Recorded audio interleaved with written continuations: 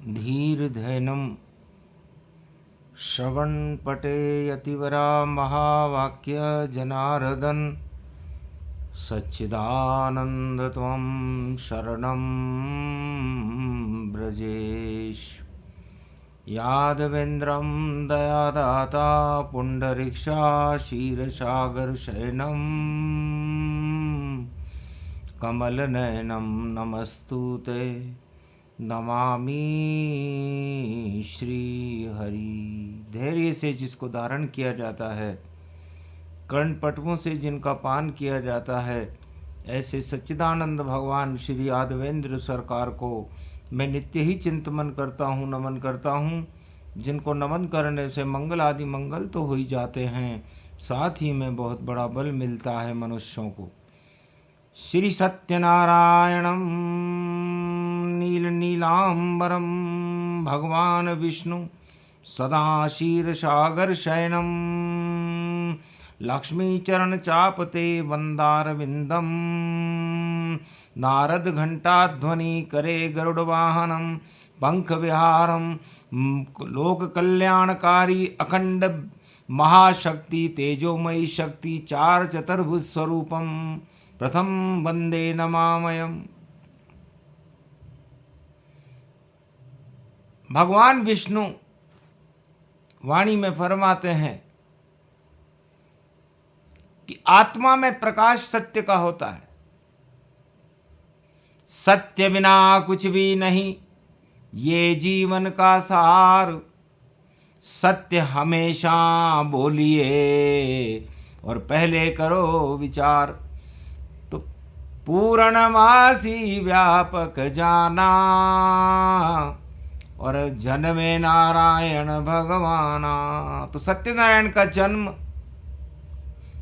पूर्णिमा को हुआ। नारायण भगवान चारों युगों में इस सारे संसार में सत्य का ही प्रकाश करना चाहते हैं। सत्य की अनुभूतियां हैं, सत्य का ही बोलबाला है। और जब जब सत्य का प्रकाश इस संसार में हुआ, मानवता का कल्याण हुआ और दानवता का पतन हुआ और संहार हुआ। तो मानवता और दानवता भोगों से घिरी रहती है, असामाजिक तत्वों से घिरी रहती है। हिंसा, आतंकवाद, भ्रष्टाचार उसके प्रमुख लक्षण होते हैं। और सत्य का प्रमुख लक्षण ईश्वर चेतना होती है। जा सत्य सुनस्य सत्य शीश हमारी, होवे मन कामना पूर्ण तुम्हारी। ये प्रसंग बाल कांड का है।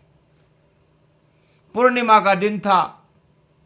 पुष्प वाटिका में सीता स्वयंवर समारोह की तैयारियां चल रही थी और माता के दर्शन करने के लिए जानकी अपनी सखियों के साथ पुष्प वाटिका में प्रवेश करती है।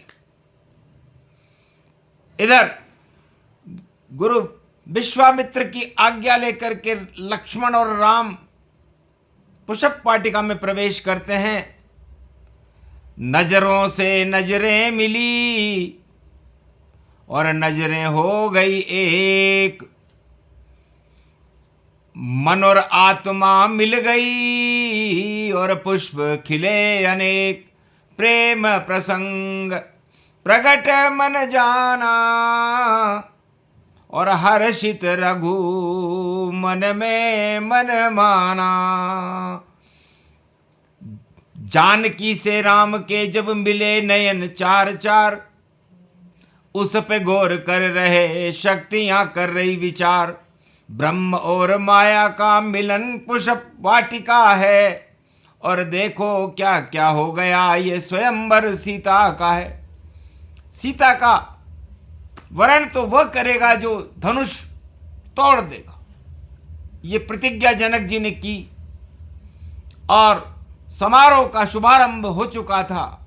लेकिन मन में ही मन राम ही भाए, जानकी रूप राम ललचाए। राम जी को देखकर जानकी जी अभिभूत हो गई और राम भी जानकी जी को देखकर अभिभूत हो गए। रघुवंशी कभी कुपंथ पर चलते नहीं देखा कभी, पर मन में उठ रही भावना ये योग कैसा बन गया। तब सहेलियों ने जानकी जी के कान में कहा, ये दो दशरथ के राजकुमार हैं जो इस विश्वामित्र जी के साथ इस स्वयंवर को देखने के लिए अयोध्या से आए हैं। इतनी सुंदर है वर जोरी और नयन टिके सीता जनक जानकी गोरी। सारे संसार के नेत्र सीता जी की सुंदरता पर आकर्षित थे और पूरा त्रिलोक भगवान राम की सुंदरता पर आकर्षित था। और पुष्प वाटिका में राम जानकी जी की सुंदरता पर मोहित थे और जानकी राम जी की सुंदरता पर मोहित थी और करी प्रार्थना शक्ति से और किया शक्ति का पाठ।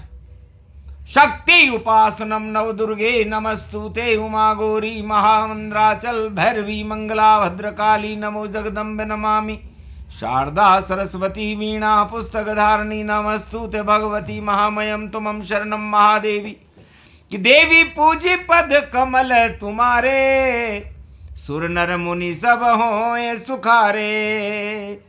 तब भगवती जगदम्बा ने आशीर्वाद दिया जानकी को कि सुन सिए सत्य शीश हमारी होवे मनोकामना पूर्ण तुम्हारी। तो पूर्णमासी को यह वरदान जैसे ही शक्ति ने जानकी जी को दिया, पुष्प वाटिका में पुष्पमाला टूटकर नीचे गिरी और शगुन हुआ, शुभ शगुन हुआ जानकी को।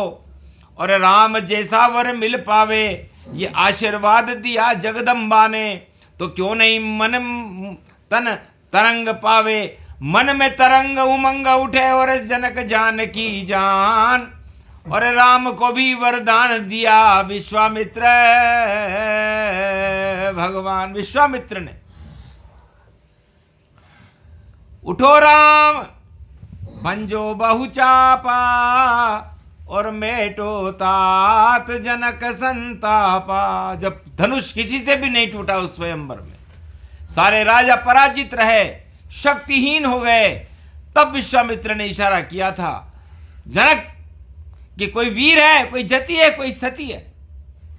तब कहा चुप रहो जनक आप, जति सती जब तक रहे पृथ्वी रहती पाए, जति सती गर नहीं रहे तो प्रलय रूप हो ही जाए। तो जति भी है और सती भी है और इस धनुष को उठाने वाला भी है।